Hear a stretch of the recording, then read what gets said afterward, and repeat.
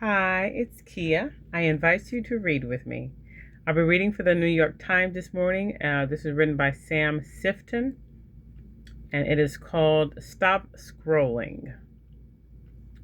Are Facebook and Instagram like cigarettes, like Dorito chips, like the slot machines in a casino?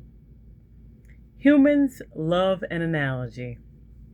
I sure wanted one to help process yesterday's news that Meta, which owns Facebook and Instagram, has settled with 47 states, agreeing to pay up to 17.1 billion in penalties and change its products to make them less addictive and dangerous for children. All three metaphors work, but cigarettes are probably the most apt, given legal proceedings and fines that recall the battle over big tobacco in the 1990s and early 2000s. Don't focus on the money, though. Mike Isaac, who reports on big technology companies, told me that right away. The penalties, the least important part. Meta made $200 billion in revenue last year.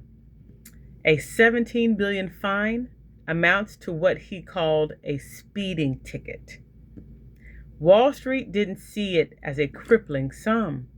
Meta's stock went up. Focus on the changes instead.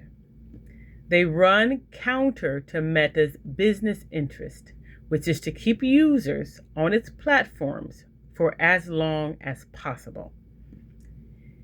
Ellie Tan, one of our tech reporters, ran through them. Time limits. Users under 18 will get just 2 hours a day on the apps and none at all between midnight and 6 a.m. Notifications won't be sent during school hours. Spend 15 consecutive minutes on Instagram or Facebook, and a prompt will appear on the screen, though Meta didn't say what the prompt might be. There will be another prompt at 60 minutes of use and again at 90 minutes. Disabling features. Teens will for the first time be able to turn off autoplay for videos and to turn off their algorithmic personalized feeds. Like counts will also go away. Young users will no longer be able to use filters that alter their appearance with digital makeup or cosmetic surgery. Stronger protections. Meta said it would introduce ways to prevent unwanted contact from strangers, though it did not lay out how that would work. It said there would be a new way for teens to report harmful content on the apps and promised that it would respond to those reports promptly. It said the company would improve tools parents can use to monitor what their children are doing on the platforms. Age verification. This is a big one. The whole enchilada rests on its effectiveness, and it's unclear, beyond a promise to do a better job of making sure its users are who they say they are, just how Meta is going to do it. Remember that in 2025, Australia implemented a social media ban for kids under 16. Teens quickly found workarounds. Far from over. Now we can get to the money. Mike made a great point about it yesterday.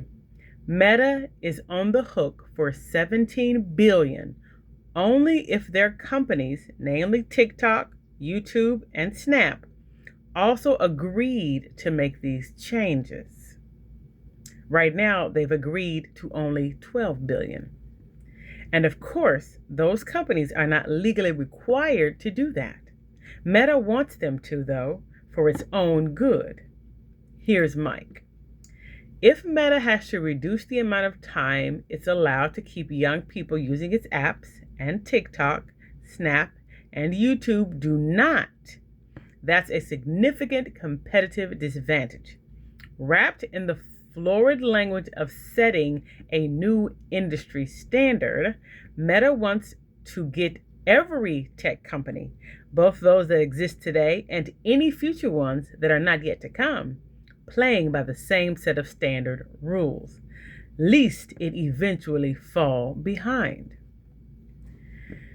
I asked him if he thought it would work. It might, he said. Imagine being TikTok or YouTube and saying, no thanks, we don't want to protect kids, as Meta puts you on blast online.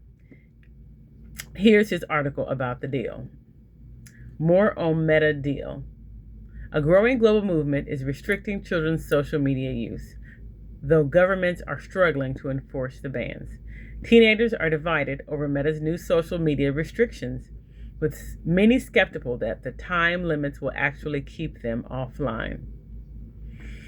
That's all for now. Thank you for reading with me.